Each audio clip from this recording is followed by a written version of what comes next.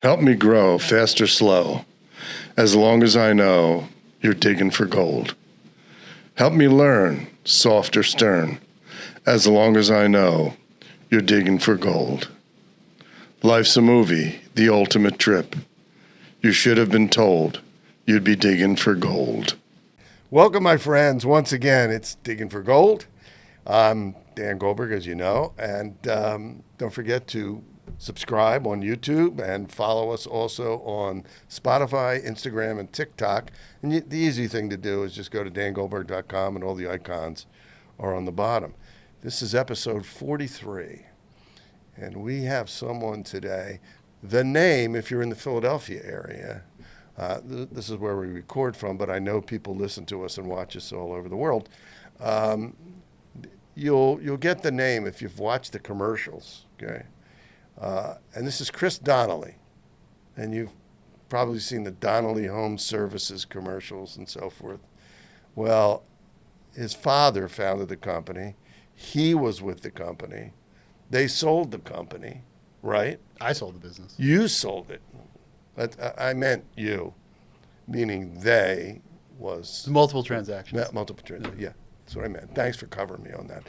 And he's a U.S. Navy vet, not to be confused with a veterinarian, U.S. Navy vet. Was not a veterinarian, yeah, right. No. And he's doing some interesting things now with Vistage, correct? So give us the story, Chris. Where would you like me to begin? Begin at the beginning. I know that you were born at a very young age. That's true. Correct? Mm-hmm. So how did you get into your father's business besides being related to him? How did I get in? That's a great question. So I'm from the area. I went to Valley Forge Military Academy for high school, and I was there for 5 years. And then when it's total structure and regimen, and like 5:45 to 10 o'clock at night. I got a question. Since you have a question. Yes.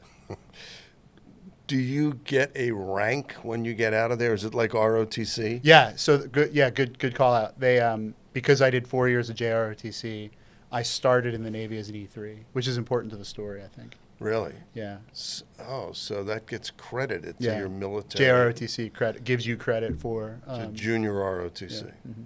Yeah, that's pretty cool. Okay. So I was at Valley Forge Military Academy, and I graduated, and I went from having 100% structure to zero structure. And I'm pretty ADHD, so it's like one of the things that people that ADHD like is routine. And I had been hanging my hat on their routine for 5 years, and suddenly I was like, I'm free. And so I didn't know what I was doing, and I was just out, like, hanging with my friends. I was supposed to be going to Montgomery County Community College, but I wasn't doing that successfully. And I think you told me earlier you had a really low GPA at one point. Yes, I had an extremely low one. It was microscopic. Well, we were there together, and so I wasn't doing anything better. And so where my father's office was in Lansdale was catty corner from all the recruiting stations. So I would go over and see him during the day when I wasn't doing anything else or going to school, and then I would walk across the street and I just started interviewing the recruiters. And there was the Army guys. And they had the biggest room, and then there was the Marine Corps guy, and he was never there. The Air Force didn't exist in this building. I think there was a Coast Guard guy that was in that building as well. And then the Army guys were like, "Oh, you can be a paratrooper," and I was like, "That sounds cool." And they were giving me all this stuff. And the Navy guys, they actually drove me around, and that's what made me got me to sign. Was I'm going to join the Navy. And I had a friend that had done it before me. Where'd they drive you around to? So I guess I had a car, but they'd be like, "Hey kid, well you got like appointments or whatever you need to get, a ride to," and I'd be like, "Sure." And so they'd drive me around to these places, and they were cool dudes. There were these two dudes from Alabama, and they were both submariners, which was weird. Submariners? Yeah, guys that work in submarines. One was a radio man, and the other guy was a sonar guy, and they were just these two dudes from Alabama that have been on submarines for 10 years. Did they drive you to the Atlantic Ocean and say, "Take a look at that, you can be in there"? No, they weren't as experiential in their learning as I guess they could be. So anyway, I joined the Navy, and I started in 1998. I was in 98 to 2003, and when I was getting out of the Navy, my father was like, "Hey, why don't you come answer phones for us and do these things?" And I was like, "Well, I'm getting out of the Navy, and I'm not doing anything else, so seems like it's a good idea." And so I showed up, and there had been a snowstorm. Wait, in This is in 1990, or this is 2003. There had been a snowstorm when I got out, and I showed up for work like that Tuesday because like they were closed on Monday, and they handed me this stack of papers like this, and it was like all the clients that had called in over the snowstorm. And they're like, here, kid, enter all this into the computer system. And so my first like business experience was like manual data entry into like this DOS system for like 3 days of all these clients that had called. And we're like learning how to call them back and like basic customer service and stuff. And that's where I started from. That's pretty cool. Yeah. Well, but let's go back to the Navy. Okay. Okay. What did you do in the Navy? I was rated as an aviation electronics technician, which is like someone who works on radios and radar and avionics systems in all sorts of aircraft. Right. So it doesn't matter if it's helicopters or fixed wing aircraft or propeller or jet. It's sort of radios, radar, lasers, those sorts of things. And what was interesting is that the Navy has some of the best trade schools in the world. And I was in Pensacola, Florida for 6 months, and they taught me we started at like pre-algebra, and like how to do like Ohm's law by hand and like math, and then we learned more advanced algebra and calculus and all sorts of things, all the way through like weapon systems and radar and lasers and you name it. It was in that book, and then so I've been trained in all this stuff. I ended up going to Whidbey Island, Washington, for HF radio school. Wow. Which I don't even know what HF radio does. But, high frequency. Oh, I know that, but I'm not sure like what it's used for. And so I say all that to say that by the time I got to the fleet, like I was a terrible technician, and I continued to be a terrible technician for like the time that I was in that role. But then you told me before we went on the air where you were stationed and how you got to be stationed there. What was that like? I mean, I knew that you were in a terrible, terrible place. Yeah, it was a hardship. When I was in Pensacola, the Navy has you fill out a form that's like where you want to go. It's like your wish list, and rarely does it come true. And I didn't really know what I was doing or where I wanted to go, and so I just sort of put a bunch of random places on this form. And a couple weeks later, our sergeant, he was a Marine instructor that came back, and he came back in and he handed everybody out their assignments, and everybody in the room got sent to a ship, and I was the only one that didn't get ship orders. And I opened up my envelope and I got Sigonella, Sicily, which is an air base in Italy. Damn, you got sent to Italy. Oh, wow. Like I said, hardship. It was hard. That's tough. That's in Sicily, no less, with all that water. Mediterranean climate, Mediterranean, food, and the food and the whole environment there. That's tough. How long were you there for? I lived there for 2.5 years. Shoot. Just about. You speak Italian? Not anymore. No. But it'll come back to you. If I was to go there and hang out, it would probably come back very quickly. Benny. Yeah. It will be. All right. So you that's fascinating to me. I always love the stories of military personnel and how they got to where they were and what they learned. I did nothing of consequence when I was in the Navy. A lot of people did. I'm very aware. But I want to be very clear that like. No, I get it. But you're still a veteran, right? And you could have been shipped somewhere else. Just you were shipped there. No pun intended when I say shipped. Very true. So you get out, and you're calling all these people, right? And the crews are going out there to fix their whatever, their plumbing, their heating, their air conditioning. Yep.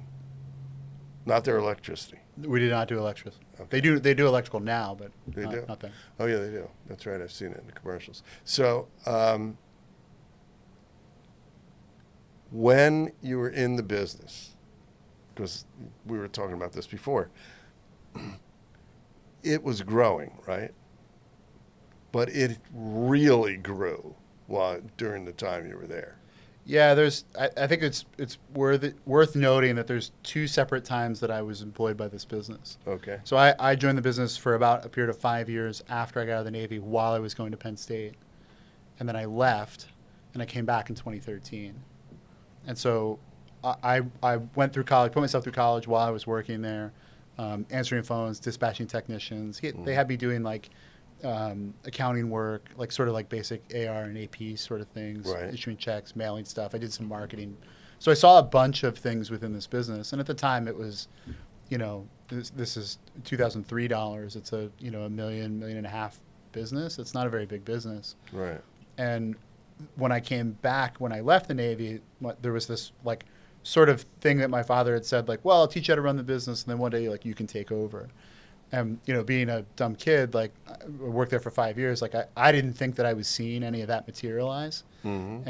And so when I was getting close to graduating, I, took it upon myself to figure out what I wanted to do. And my roommate at Valley Forge, his father had worked on Wall Street, and so I ended up talking to him, and he sort of gave me this plan for like how to approach finance and banking, and I ended up, and I did it. I got into Citigroup in 2007. I started in Citigroup, and so I through an internship that I was doing with the Leukemia and Lymphoma Society, like there was a job fair that was at Citizens Bank Park.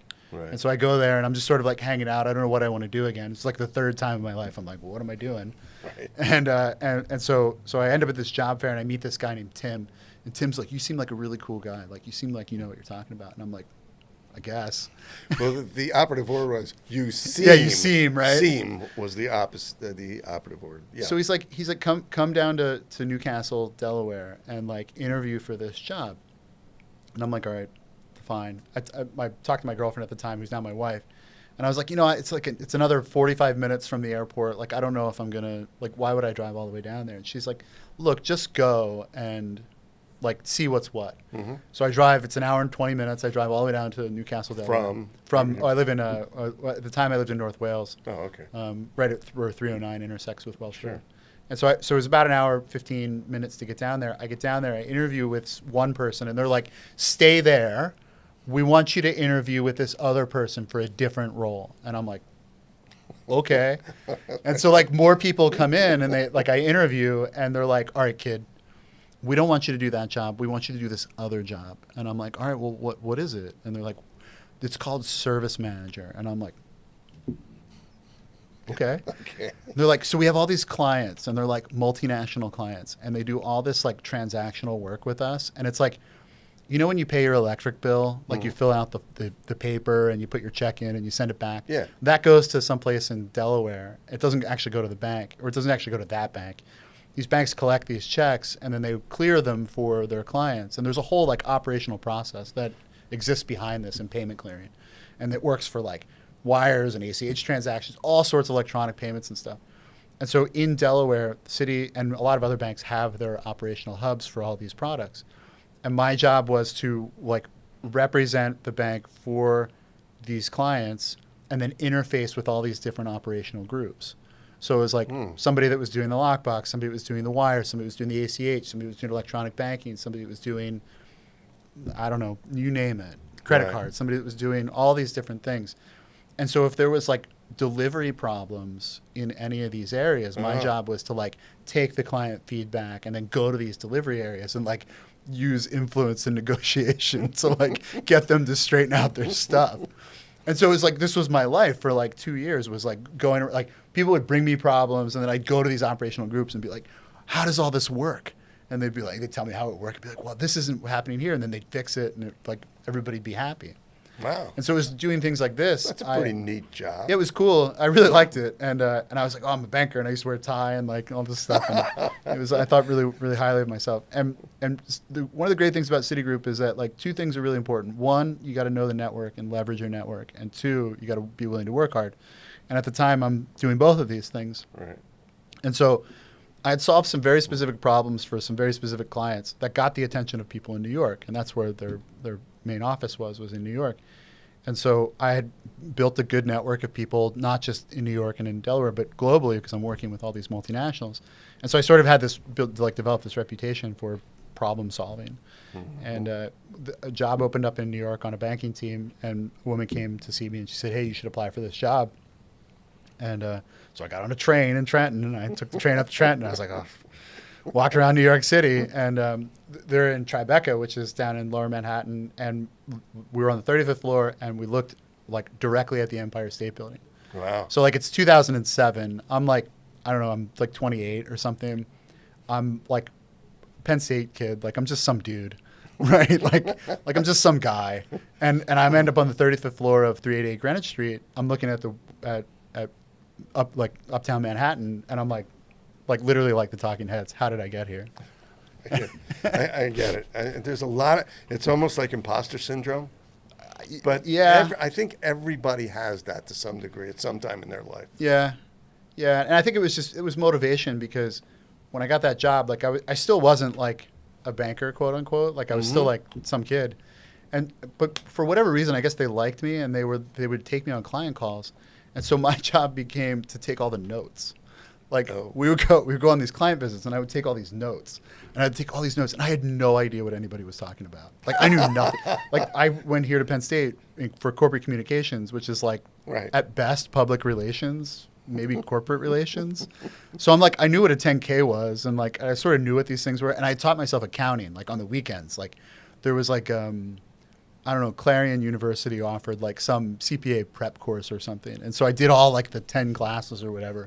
So I knew accounting, but I'm like in this role and I'm like, I don't know what any of these words mean. So I'm like, this is before smartphones. So I'm like, I had a laptop and I had it like one of those little internet fobs, and I would ride Jersey Transit and I would like type my notes and then like Google like what all these things were.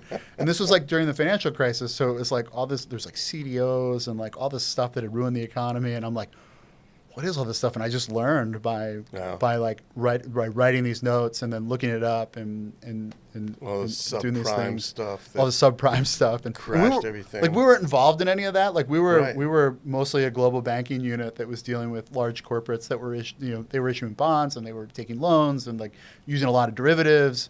And so then I started moving into more transactional work.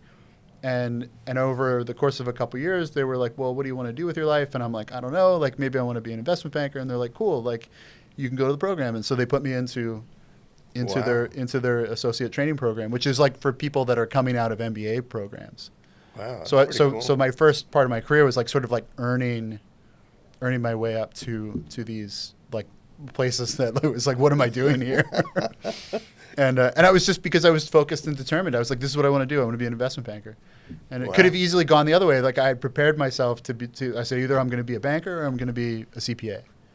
Wow. And I ended up going to that job fair and Citigroup got to me first. And like, so how long were you with Citigroup? I was with Citi for seven years. Wow. So you became an investment banker. So they trained me up and I started doing investment banking stuff, and we would do big deals around the world, and I met a lot of great people, and that brings us to like 2013, and this is where my second stint at Donnelly's comes in, because 2013, my father was having some medical problems. He was in the hospital. He was like on life support. Like we thought he was going to die. Wow. And he ends up recovering. Like to everyone's surprise, the old man pulls through. Like he was like seeing things in this hospital room. Right. And then like 2 weeks later, he's like, oh, I guess it's time to go home now. And we're like, awesome. Oh, really? And that's incredible. Yeah, it is. And I'm thankful for it. Yeah. But the other side of this is then my mother had been with him this whole time. He comes home from the hospital, and like within 2 months, she starts complaining of things. And so there was like this weird crossover period. And I remember she was saying like she kept having like stomach issues and all these things. And one day, like we bought our first house, and on the same day, she called us that afternoon, and she was like, "Hey, I need you guys, like you and Karen, who's my wife, I need you guys to come with your father to Jefferson to talk to this doctor." And we're like, "For what?" And she's like, "Well, we just need to go do this." And so the next day, we drove down to Jefferson here, down in the city, and the doctor like told us all these big words, and I was just like, "I don't really understand what's going on." And he's like, has anybody talked to you about this? And like, no. And he took us into another room and he showed us a CT scan. He said, so your mother has stage 4 pancreatic cancer. Wow. And I was like, wow. What? And she hid it from everybody. She didn't tell anybody. So 6 weeks later, she passed. Oh my God. And it was a difficult time. And my father was a mess. Like he was. It's interesting, like what happens when people lose people that they've been with for a long time. I'm sure. Their whole lives they've been. It's like one person is really two people. Yeah. And they lose half of themselves. Yeah. It's very, very sad. And so City was really good with like giving me space and like being human about it, because I think a lot of businesses might not have been, but they were really good with like, hey, like you got to do what you got to do. And I had been interviewing overseas for jobs, and my father didn't really like the idea of me taking the kids overseas. So we'd have to cart my mother around the world to like see the grandkids. Right. And so he's like, well, like why don't you come back and like we'll figure out how to do a transition in this business. I want to retire.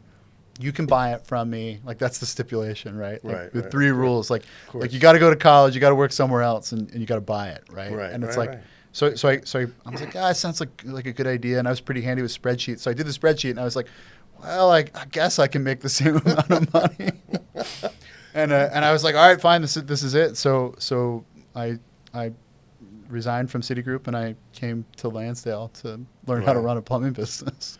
Wow. And that business really took off, didn't it? Yeah, we at the time we were, I think, 11 people. Like I came back, I was the 12th person in the business, and you know, this was now 2013, so this is 10 years later from when I was there the first time, and the business had sort of like had its ups and downs. My father had some health concerns. He had invested in some marketing, so we had a good reputation, and we were sort of in this digital marketing thing. But it was like we really knew how to like run service, like from house to house, to provide people with a good experience that was differentiated from like just the guys that are plumbers that go to your house and just sort of fix things. Right. And so we had this reputation as being like high integrity, true to our word, like never left a customer. Like we would always answer our phones. And in fact, that was one of our slogans, was we answer our phones. And we would always answer our phones regardless of whether somebody had a problem or they wanted to yell at us. Like that was like a core value of the business, was like, if you got to own whatever it is that you do. And so we were small, and we only had like, I think 5 or 6 technicians. And so I came back and I was like running the call center, and calls are coming in. We weren't making any outbound calls at the time, so it was like all inbound stuff, and then like sort of answering customer complaints and customer inquiries and things like that. Yeah. And maybe about a year in, there was a situation that came up with one of the field technicians where I had like a customer called in and like had reported something that seemed odd, and we were on a project you worked on? Yeah, like sort of like an integrity violation. It was sort of like something seemed off, but it wasn't like a very clear like, hey, this happened. It was like I felt really weird about this thing, so I went and addressed it with this guy, and I was like, hey, like, tell me about this thing, and we handled it in a professional way, but he ended up resigning like 3 weeks later. And I don't know if the two things were connected. He was a good sport about it. He stuck around. He did really well by the company for the last 2 weeks that he was there. And when he resigned, I went to my father, and I remember saying, like, well, this guy's 30% of our business. Wow. What do you think we should do here? And he's looking at me like, I don't know. What do you think we should do here? And I'm like, and at the time, it was like we can sort of lean into doing sewer replacements, or we can start doing HVAC really professionally, because there's like a process for it. It's like its own business. So he was doing 30% of the business. Did he start his own company afterwards? No, he went and did something completely different. That's wild, because years ago I had a client in the landscaping business and snow removal, and I remember their top guy, salesperson, left, and he was doing $1 million of their business. And I remember saying to my client who owned the business, I said, if he leaves, he's going to take a lot of the business. Yeah, it's a big risk. risk. Because there was the feeling out there. And I said, and he's the one that everybody who's a customer knows. Mm-hmm. They don't know you. Yep. You own the company. That's a huge problem at this type of business. And they don't know the interior service people. So my suggestion to you is you call all those clients, you visit them, and you bring this interior service person so that when he leaves, they know that they can call you. Yeah. And that's what happened. Yeah. It happens a lot. Like, Yeah. like top guys, like, and I think it's natural in trades, like, because they're like craftsmen, right? Like they learn a trade, they start as an apprentice, they become a journeyman, they become a master. And it's like sort of the natural course of agency for these Right. people is to blossom into their own business owners. And we like fast forwarding, my father and I joke that like we have a coaching tree because there's so many guys that have left and have gone and started their own business. And I think there's probably 8 of them that are out there that like started with my father, worked with me, that have gone off and that have started their own businesses and are being successful doing what we were doing, and now they're doing it better than we were doing. Wow. That's something I'm really proud of, actually. Yeah, that's pretty incredible. Yeah. So by the way, I had people work for me in the optical business that went and left and started their own optical companies. And people would say to me, aren't you angry? Doesn't that bother you? And I went, well, wait a minute. I was working for another optician when I left, and it's America. You know, it's not like they're opening next door to me. Yeah. They're opening in wherever, far enough away it doesn't even impact my business. This is progress, it's right? Progress. Like we as leaders, we want the people below us to like grasp at the things that they can and like do better for themselves and to move out into the world and like take advantage of the things and like learn from the lessons or learn from the mistakes that we made. Like, I don't even know who said this, but it's like my kids shouldn't face the same problems that I faced. Exactly. Just like I didn't face the same problems that my father faced. Yeah. And that's, to me, that's progress. That's progress. Yeah. So when this guy left, what did you guys do? We flipped a coin and we decided we're going to go into HVAC. And in retrospect, we should have just like started replacing sewers because we were already like sort of set up to do this. And it was like, it's sort of better margins and it's easier to manage and it's like more core to what we were doing. But we have to be difficult, because I have to be difficult sometimes. We're like, all right, we're going to do HVAC. So I went out and I learned, I went to a bunch of different businesses and I learned how to do the HVAC process. I was trained through an industry group that does a lot of engineering and residential HVAC like the right way, like how to do it the right way. Mm-hmm. And then I learned from some manufacturers how they do their stuff, which is also the right way. And then brought that back and hired the people. And so the summer of 2015, I, like whatever I was doing before in the business, I stopped doing. I came back, I wrote a business plan. I went and I found the supplier relationships with the HVAC equipment. I found the supplier relationships with the supply houses. I promoted and found the labor to do the installation. We started marketing for it. I booked the sales leads. I ran the sales leads. Wow. I closed the sales leads. I put together the install packets. I ordered the equipment. Like there's like a matching process that has to happen. Mm-hmm. There's like 100 little steps that go on in this. Yeah. And it's like, so I was doing all of this for like maybe 5 months, and I was like, man, I gotta get some help. And I remember the first job we did, it was like I went to this woman's house and I sold her this HVAC unit, and it was like, I remember it was like $10,000 for this HVAC unit.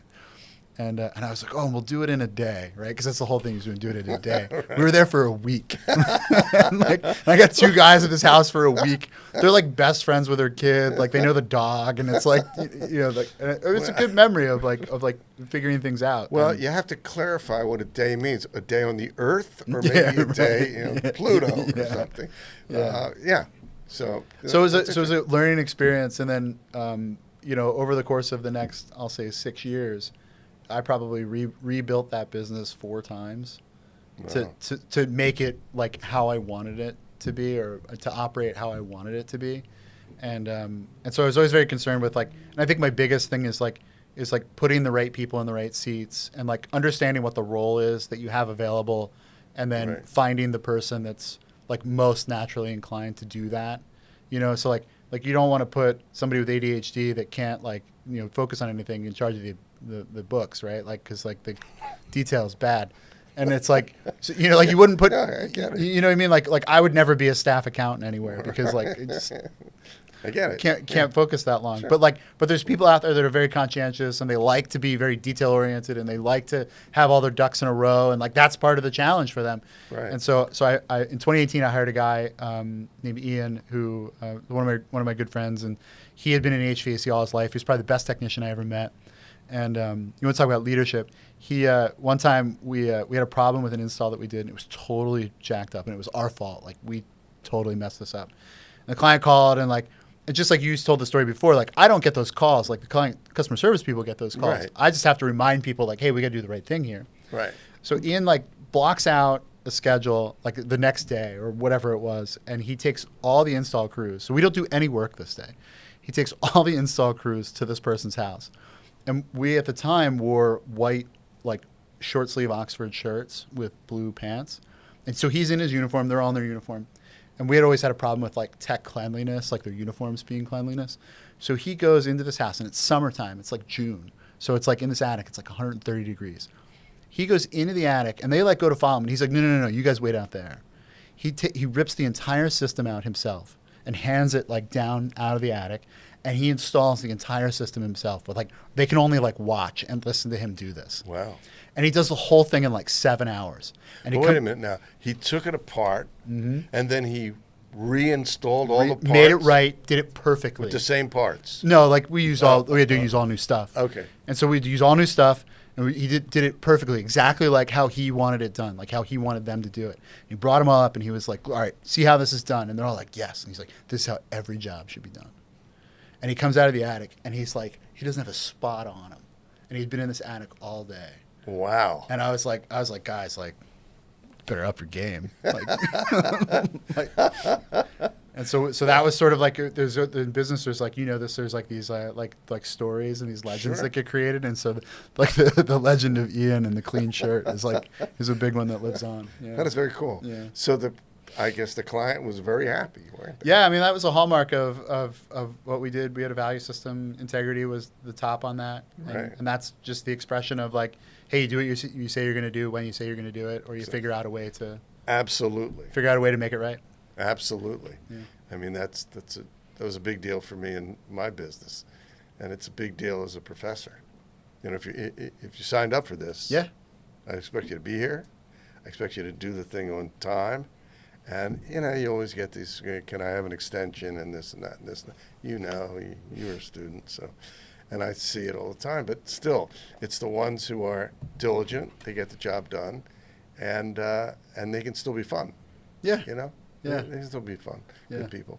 All right. So you're building this business. This is a great story on how to build a business. Yeah, there's Really. a ton of these like little things that happen. Yeah, throughout this. Because when you sold it for some serious.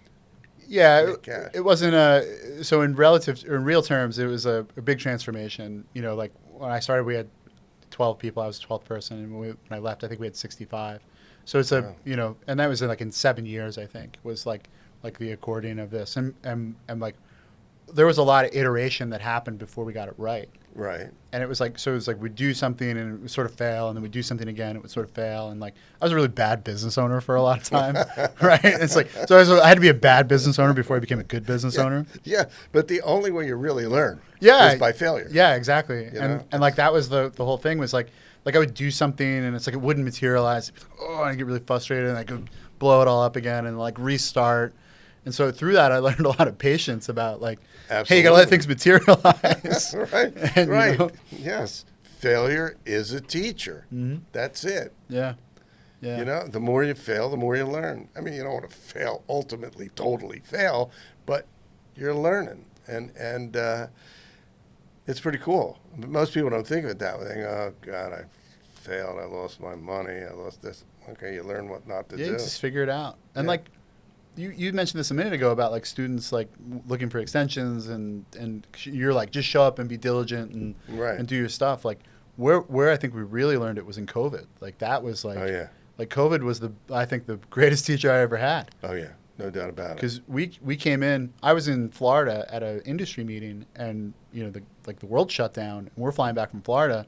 I'm like writing policy statements at the Fort Myers airport and sending them back to HR to like release, and it's like about how we should behave, right? Like what are we Right. doing to like Like a company manual. yeah like like we're gonna wear masks and we're gonna clean our stuff and like we're gonna do this stuff. People's safety is important, like because people in the business like that are the number one resource. Like those are the most important things in that course. business. Yeah. So you have to put those people first in order to really make it successful. And so it was like looking out for them was like the number one thing. And then I remember we got back, and it was like there was 2 weeks, and the phone didn't ring at all, like nothing. And there was like this, like we were, I guess, we were a specialty trade contractor that was designated as like we fell into the like necessary bucket. Essential work. Yeah, like we fell into this essential workers bucket, like by accident. Yeah, well, people need their air conditioning. They need their. Well, it was still heating Plumbing. season at the time, so it was like, They and it need was still heat. plumbing, and so it was heat and plumbing and Oh, stuff. that's right. It was March, the It beginning was, of March. it was in March, and so I It had was like right now.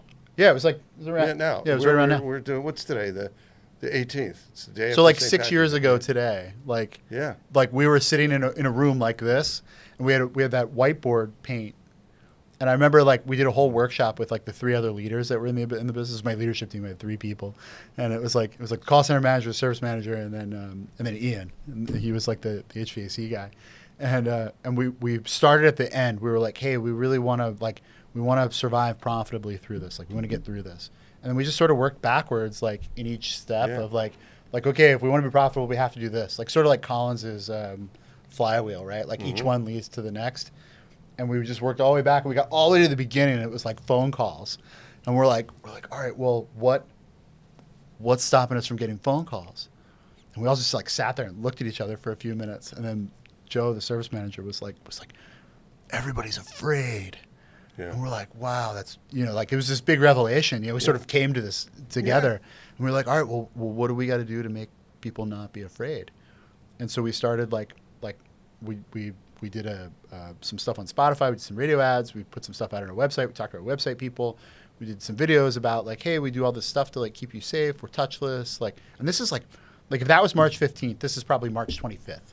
Wow. And so we're like, hey, we wear masks. We wear gloves. We double glove. We put our booties on, like just short of wearing Tyvek suits. In fact, maybe we did wear Tyvek suits. I don't remember, but like it was something like that. Mm-hmm. And people, I don't know if it was the time of the season or what happened, but people started calling, and and call volume went back up, and we got right back on track, and like every day it was like you would come in every day and there'd be a new like crazy thing to like address. Yeah. And every day we'd get together. We had more huddles like than I could possibly. We think we had 2 huddles a day, like to just like have our arms around this situation. And then the other thing that helped me through this is that, and we'll talk about this later, is I was a part of a group called Vistage, which is like a CEO mentorship and coaching organization. And so through my Vistage group, like I had 16 other CEOs that were like, they were going through it too. They were less fortunate than me because they had to shut down. So they're like, oh, how do we sort of address this? So they had a different set of challenges to what I had. I was like fortunate enough that we were able to work. We just had to figure out how to make it work. It's interesting because I remember as you're talking about that, the cleaning people who would come to my house, Right. That clean the house. Well, we also clean the house, folks. We keep the house clean, but you need cleaning people sometimes. So they would come every couple of weeks, I guess. And finally we said to the person who owned the company, please make sure they wear masks and have, to understand that it's COVID now. And the woman said, well, we don't make them wear masks. Yeah. And I said, okay, then they can't come in the house. This is like market research. Yeah. Right? It's like talking to your customers. Yeah. Doing what your customers want. Like you were very clearly telling them like, hey, this is what the customer wants. Yeah. And they were like, Sorry. yeah, We don't sorry. do that. And like, but this is how you know in businesses. You do what your customers tell you. You're like, Yes, hey, of course. But they lost a client. It's like weird. Yeah. Why wouldn't you wear masks? Even though we find out later what the whole thing was about, but still it was spread through the air. So Yeah, and I think at the time, like nobody really knew. nobody knew. And it's like, how do you, like if people are asking you to do this thing, How do you not do it? and it's like, and like you're trying to be successful regardless of your politics or whatever Right, you think, right. like trying to do what's right for the customer. And if that means like helping them out, making them feel comfortable, Yeah. what's that old saying? Like you get more bees with honey than, Yeah, than you do with vinegar. yeah.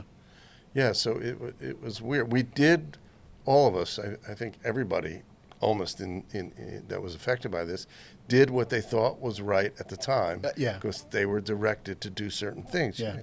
You kept 6 feet apart from people. You wore a mask. You sanitized your hands. You maybe wore a shield. All these things, and because you thought that was right, and it may have been right. I mean, who knows? But it mitigated whatever it was to some degree.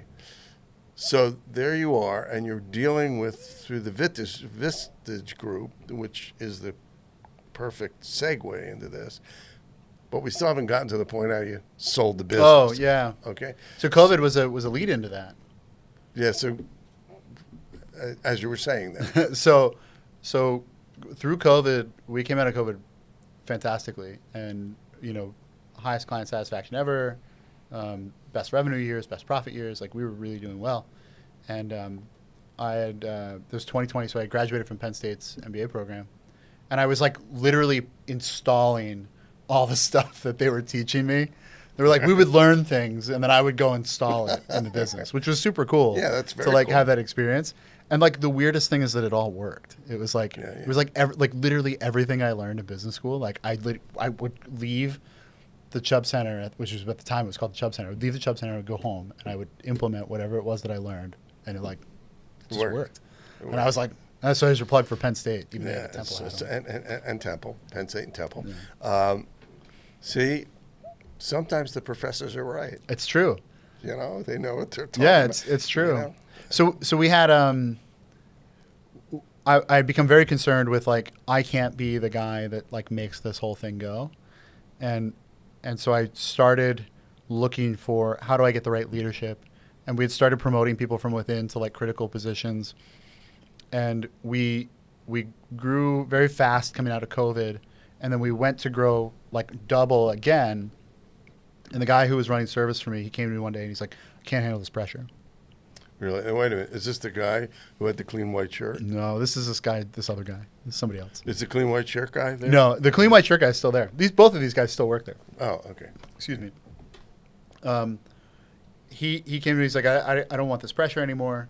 I want to be here with you for this, but I just don't want to do this job. And that was my opportunity to get someone to go find someone from outside of the business that was a professional manager to come in and like really help me craft what this would look like. And at the time, like I was engaged with everything. Like I was doing all the marketing and I was like sort of organizing everything, and like I was in all the places all at once. If somebody had a problem, like I was the chief problem solver. Like I was doing all these things that like I shouldn't have been doing. And that delayed my progress, was me being in these places that I shouldn't have been in. The secret is delegation. Right. Yeah. And so I went on I hired a contract recruiter, and she brought me 3 candidates. I only got 3 candidates for this role. Wow. And it was it's called service manager, ironically. I got 3 candidates. One was like an industry veteran, like a big time industry veteran. Had worked with like one of the grandfathers of HVAC. Another guy was from lawn care or pest control. He was from pest control, which is like an adjacent business. It's like sort of works the same. Yeah. And then I got a guy from Enterprise Rent-A-Car. Ooh. But he had started Enterprise Rent-A-Car, and he worked at a company called Drive Time, which is a part of Carvana. Oh, yeah. Okay. So I interview all 3 of them, and immediately, like the industry veteran, I'm like, I like you, thank you, no. The other 2 guys, like I have like 5 interviews with these guys. Like I bring them in, and they meet people, and it's like, it's so close. Like, because the one guy knows like how the system works, and the other guy is like pure curiosity. Like he's just like, he knows nothing, but he's a people person. Right. And like, like there's some value to that. And so I couldn't decide. So I gave them the test. I had the recruiter send them like here's a little P&L, answer these questions. And I had her send it at like 4:00 on a Friday. So she sends it out at 4:00 on a Friday, and like they get it. And it was like, you had to have it back by Monday at noon. And Saturday morning I opened up my email inbox, and this gentleman, Terrell, who I ended up hiring, he had sent it back to me at like 8:30 on Saturday morning. I was like, well, there's my guy. Well, which one was he? He was the guy from Enterprise Rent-A-Car. Wow. Yeah. That's interesting. So he He's still there, I He guess. I hired him then with the intention of him being my replacement, even though I didn't know at the time Right. that we were eventually going to do this. But he was going to be I guess I had in mind that I was going to move into this role of like, I own this business asset. This guy's going to run it for me. Yeah, you're the chairman. He's the CEO. Right, Or exactly. the COO. Yeah, like- you're the CEO, and he's the COO. Yeah, He's some running it. relationship like that. Yeah, yeah. And he came in and he just wanted to learn. And that was like my big lesson from that hire was like, always hire the person that that is most interested in learning Yeah. or is going to remain curious the longest, because they're not going to come in and judge things. They're not going to prejudge situations. Right. And I learned so much from that scenario, because it was like, he's trying to figure out what's going on. I'm trying to figure out what's going on. And it's like the only thing that we could do, and if anybody that's in this position now that's listening, is like, if you just try and be aligned with that person, right, and that's all you do, the net result of that is exponential through the rest of the business. It's interesting because going back to my optical business, that's how we expanded. People would say, I want to buy a franchise. I told this story before. A fellow came to me from Chicago, and I said, we're not a franchise company. We own all the stores. But if you work with me for 6 months and you understand my values and my vision, and I get the fact that you really do get it, then I'll go with you to Chicago and we'll find a place. And that's what happened. Yeah. He just worked with me, and eventually it was like, okay, Wayne, let's go to Chicago. Yeah, that's a cool story. It is. Yeah, it's neat. And the same thing happened in Boston and Miami and, L.A., and we had them all over. Yeah. And So- I don't know what your relationship with him is today, but my relationship with Terrell is like fantastic. Like, he's one of my best friends. Like, when I left the business, people would be like, oh, well, do you miss like going to work? And like, I honestly would just be like, no, I just miss going and seeing my friends Yeah, I and get like it. being with the people. And Yeah. I'm starting to get like, Yeah, no, I get it, because it's important, because you build relationships. yeah, And you trust each other. And trust is a major thing. that's the biggest thing. Yeah, the biggest thing. Yeah. Even if there's mistakes, Yeah. if you trust that the person was really trying, then you go like, okay, that's how we're going to learn that didn't work, so let's try something else. And we all make mistakes, and if you want to call it mistakes, it may not even be a mistake. It may just be something that doesn't align with something else. And businesses grow that way. Yeah, now, how did you wind up selling it? Took us about a year to 18 months to fully integrate Terrell into the business. And, he would continually like do well. And so we'd move him into different Right. positions. And so after about 18 months, he was like the general manager. And he wanted the responsibility. He wanted to be Right. responsible. That's one of his drive, was responsibility. And so he wanted the responsibility for the organization. He wanted to do right by me. He wanted to do right by the people in the business. And like, the magic of this is that it freed me up to go do the really important work that the business needed. Sure. Which was like looking out on the horizon, like where's this industry going? Like what's really happening? Like, I could have not hired him. I could have hired somebody that maybe would just do what I told them to do and taken the load off of me. But hiring somebody who was professionalized, who was competent, who understood how to work with people, that could teach people things, that has complementary skills to what I had, like that freed me to then use all of my Right. like market research and finance skills and M&A skills to figure out like what do we do here? Like, what's the play? Yeah. So you're working, as I like to say, on the business rather than in the business. Yeah, I graduated to working on the business, Yeah. which was really freeing. And in that time, it was like, all right, what do I really want? And I came up with this plan that like, okay, I wanted to sell, but it was like a couple years in the future, and it was like, all right, I'll stay on and I'll do these things.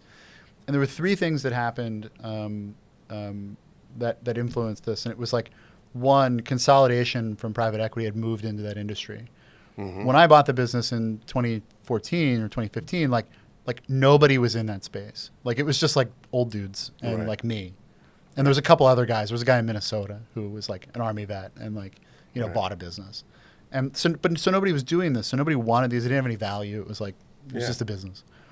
And so consolidation started happening, and it happened rapidly. Like over a 5-year period, like several hundred firms have been consolidated. Yeah. Because of consolidation, then you had unit cost pressures because they were able to buy material at a much lower rate than you could buy. Yeah. And then also Philadelphia is a very expensive marketing market, and so it's enormously expensive to do those TV advertisements. It's enormously expensive to do all sorts of things, and I've been like trying and failing and trying again, and like I'm sort of tapped out at this point. It's like Right. I'm like I don't know what else I got here, guys, and so like I guess the headspace that I had been in was like, all right, well, we have these 3 problems that I can't solve on my own. Right. It feels like it's time to get a big brother. And you were in the investment banking business. So I understood, I understood M&A, and I understood, Sure. how businesses got sold, and I understood, I knew enough to be able to create a model. Right. And my learnings at Penn State taught me how to do investor relations. So I Yes, knew how to yes. create You're I knew how to Nittany position You the are business. a Nittany lion. Yeah. So we are. We are. And so I knew how to do all these things, and it was like I created, so here's the business factually. Here's where we are, like objectively and operationally. Like this is what I'm looking for. And then it was like going to market and talking to people and meeting people and interviewing firms. And I think I ended up talking to, I think 12 firms, and we got a handful of LOIs. And through that process took about 10 months. And we went under LOI in the fall, and we closed before the end of the year. So, but what about all the people that work for you? That was part of it. Like when I went through my thing, I said, well, as long as the people are still have their jobs. This is the best part of the story, Dan. Yeah. Like we, Terrell and I, like he knew we were doing this, and our controller knew we were doing this. And I told Ian, I had to tell Ian because like I was like, I just tell him because like I don't want it to be a surprise. Right. And so I was like, all right. So we did it, and then like the next week we had a management offsite. And so we had all the management in a room somewhere. I forget where we were. It was a nice place.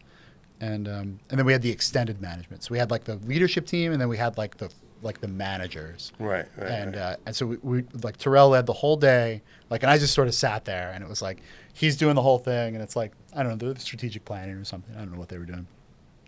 And we get to the end of the day, and we had staged this out. And so Terrell was like, all right, Chris has some things he'd like to say. And so I stand up in front of him, and I just tell him, I'm like, guys, like, for various reasons, like, my time here has come to an end. And Right. to this day, it still, like, chokes me up. But, like, I told them the whole thing, and they're all, like, shocked. Like, it's quiet in this room. And there was our sales manager at the time was this guy named Lamar. He was, like, 6'7", this huge guy, and he's like, and you could see he was like starting to get choked up, and there's somebody else that was getting choked up over there, and he looks at me and he goes, thank you for trusting us with your name. Wow. And to carry this business forward. That's And I was like, beautiful. my Right. man, like that was Right. like it's still Sure. 2.5 years later. Like Sure. It's still, So still, they it still gets all me. kept their jobs. Initially, like everyone did, the new owner, like they get to Right. do what they want. Most of the people that me and Terrell had hired are still there. Some people have moved on. Some people have gone and done other things. But there's, by and large, there's the core of team that he assembled is still there. So that's like a natural progression. Even if you would have stayed, some people would have left anyway. So, that's because they want to start their own thing or go into a different, or move. But that's an interesting story. Yeah. Yeah. So For me, it's like you can get what you want, but sometimes sometimes it doesn't always feel good, right. and sometimes you're the block to the business. And like I don't read a lot of business books anymore, but Right. the one that I always go back to is Drucker, and where he talks about like the number one thing is like you always have to, like as a CEO or as the executive, you always have to really analyze and consider like what's the best thing for the business. It's true. And you have to be really clear about that, and you have to be clear about how that conflicts with maybe what you want personally, and you have to have the courage to be able to do what's right for the business regardless of like what that means for you. Yeah. And for me, it's like it meant that was the end of the line for me. Mm-hmm. And because it wouldn't have worked if I would have stayed.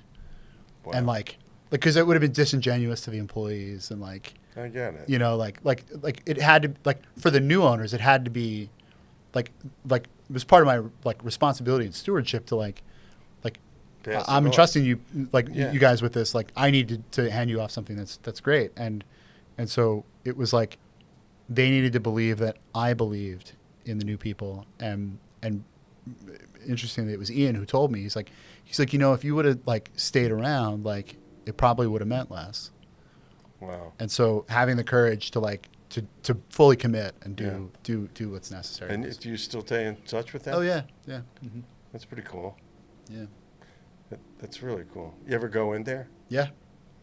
Yeah. Yeah, I get invited back a lot. They moved to Plymouth Meeting. Oh, cool.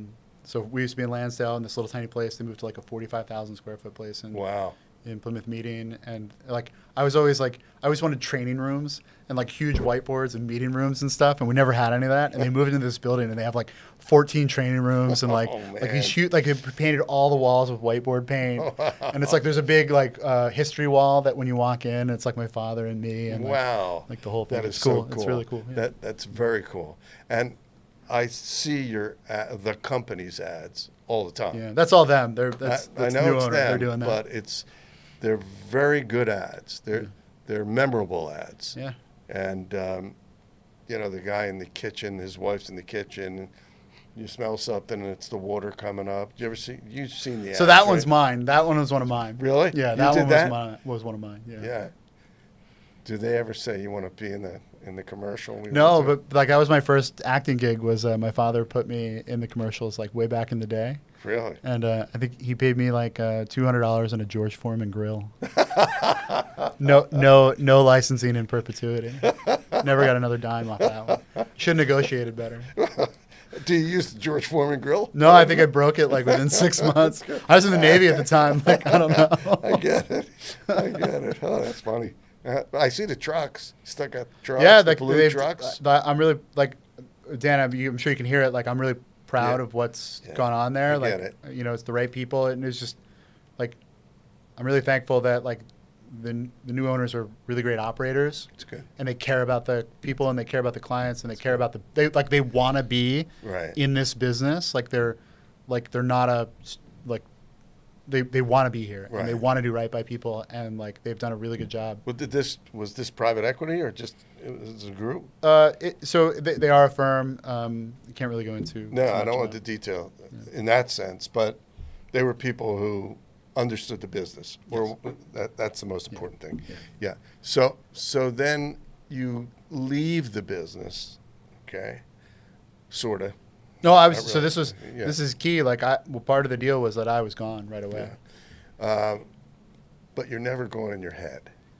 That's my thing. When I pass one of my old stores, you know, sometimes you want to walk in, and it's one of those things. But anyway, now you're into this Vistage.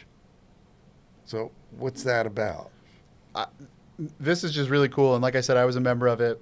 Before I get into that, I think it's important to note that anytime you exit a business, and you can corroborate this, it's like you lose a piece of your life. Like There's no doubt about when it. you exit a business. Yeah. And I don't care like if it's your first time or your fifth time. Like people tell me, like that have been in the situation that like you lose a piece of yourself because you've given so much to There's it. no doubt about it. And there's a recovery period that's real, and it's Yes, yes. It happened to me physically. yeah. Yeah, and somebody said to me, and I've said this in the podcast before. I ran into somebody on Walnut Street, and she said, "What's wrong with you?" And I said, "What do you mean?" She said, "What's wrong with you? I'm looking at you. Something wrong." I said, "Well, I sold the business." She said, "Well, you look like crap." She used Yeah. another word, and she said, "Just start another business." And I did, but you know, it was like I didn't realize people could actually visually see Yeah. that I was going through that. Yeah, I was in a deep depression for It's- probably like maybe a year later. Like that year point was like probably the low point. Because you're so used to doing one thing and everything flips and it's like, how do I handle this? What do I do? Yeah. And then you try to find yourself. How do you make meaning out of like Right. you used to go in and like there was an operational cadence and you could like hang your hat on like there's all these routines that you could just rely on to like and you don't realize the cognitive load. Like, it was like when my mother died, like my father had to assume all of the responsibilities that she did in the relationship. And that was really hard. Like, that was a really hard transition. And just like when you do this, when you leave an institution like this that you've been a part of for so long, there's like this decoupling where it's like you now have to like all the things that you had sort of delegated to the institution or to the organization, like you have to take those things back, right? And like figure out how to like integrate them with your life and like how to live. And my wife thought it was crazy. She was like, she's very supportive, but she's like, what are you doing? Like what's going on here? And so my Vistage share. I totally get it. Like, it's what happens. Like, you just end up sort of like listless, and like my Vistage group, there was many people that sold before me, and so I sort of knew that this was coming.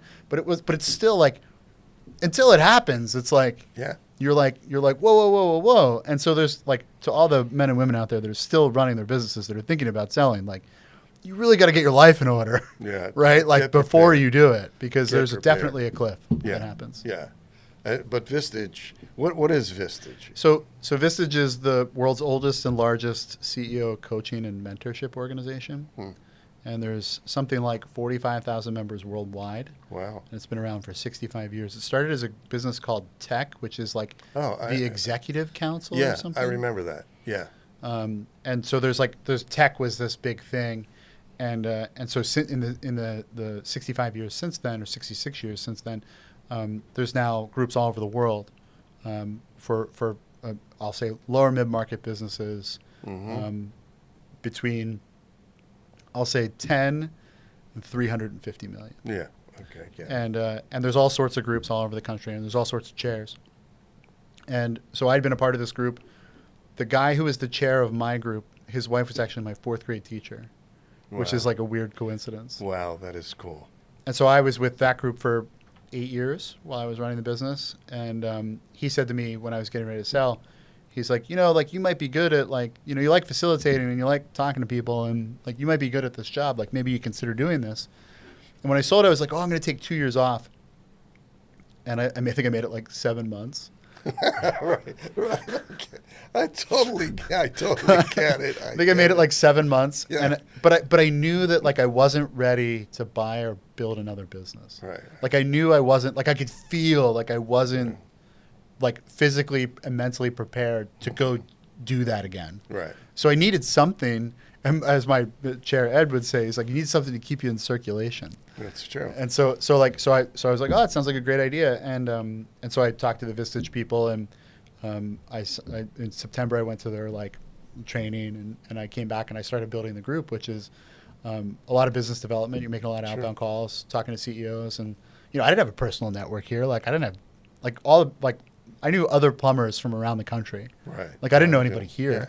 And so step by step, link by link, outbound calling. I met people, go to networking events, expanding the personal network. And 5 months later, we launched with 8 CEOs for businesses here in the area.